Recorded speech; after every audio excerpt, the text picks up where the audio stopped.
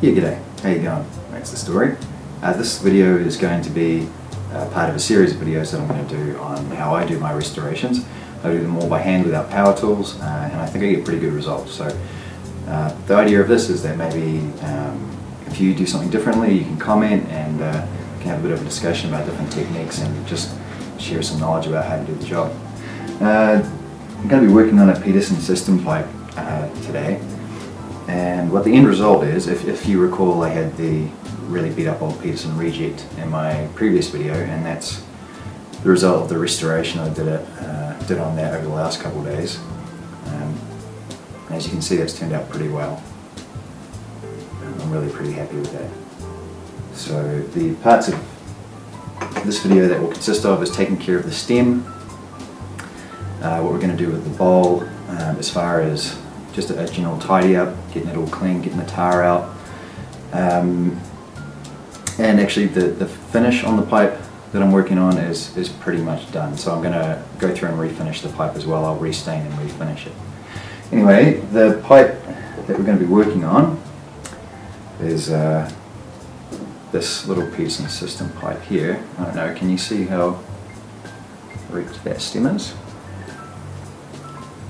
I'll put some little videos up in the corner of the picture anyway, some little photos showing some close-ups of the state that's in. But the first thing we're going to do is take care of the stem, or begin to take care of the stem, because that takes a little while. Okay, so what we need first obviously is our horrible stem. The stem's not too bad, it's really badly oxidized, but there's not too much damage at the end of the pipe here from people biting on it. There's a bit of tooth chatter, but it's fairly light. This end of the pipe's pretty roughed up, but shouldn't be too difficult to get back into a reasonable condition.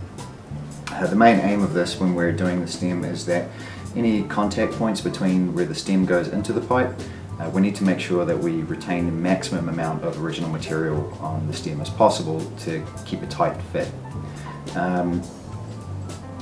The way people usually do that is that they take some petroleum jelly and you just put that around any areas that you don't really want the bleach to affect, and that'll protect it from the corrosive properties of the bleach.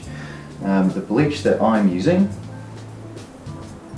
is this stuff here. It's one of the OxyClean bleaches, and the reason I use that as opposed to chlorine bleach, which I used to use, is it's just much less harsh. And again, it's just about retaining the maximum amount of original material on your stem as possible.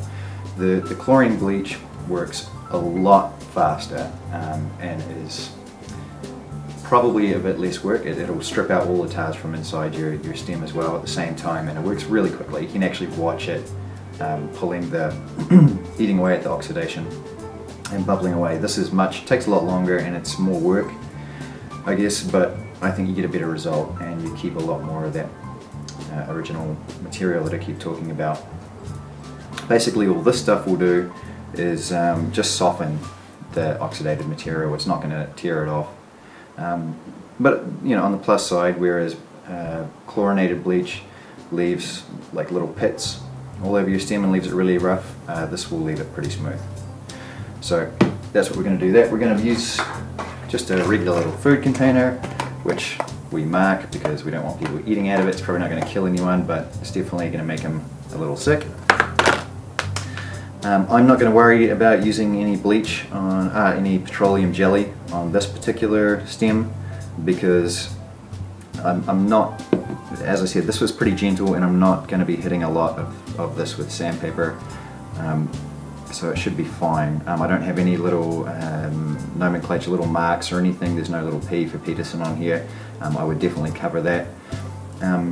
If I'm doing a regular, this is a military bit, so because it gets fatter you can lose a little bit more material and it's not going to make any difference. But if you're doing a pipe with a traditional mount with a tenon, you definitely want to give a real good thick coating around the tenon,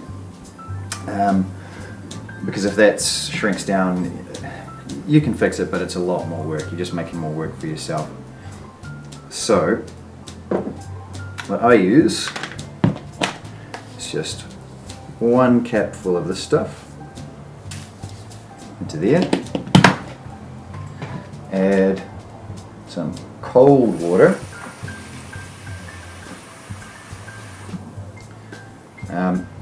you can use hot water and it probably works a little bit faster. It certainly dissolves things quicker. The only thing that I would say to remember when you're doing that is if you are using the petroleum jelly to protect certain parts of your pipe stem when you're going through this process, if you use hot water, it's just going to melt the petroleum jelly straight off. I made that mistake before, and it's a pain in the butt. So just agitate it a bit.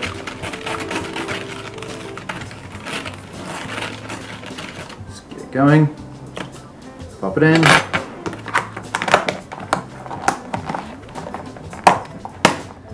And just give it a bit of a slosh around, make sure that it's getting up inside the pipe and stuff like that.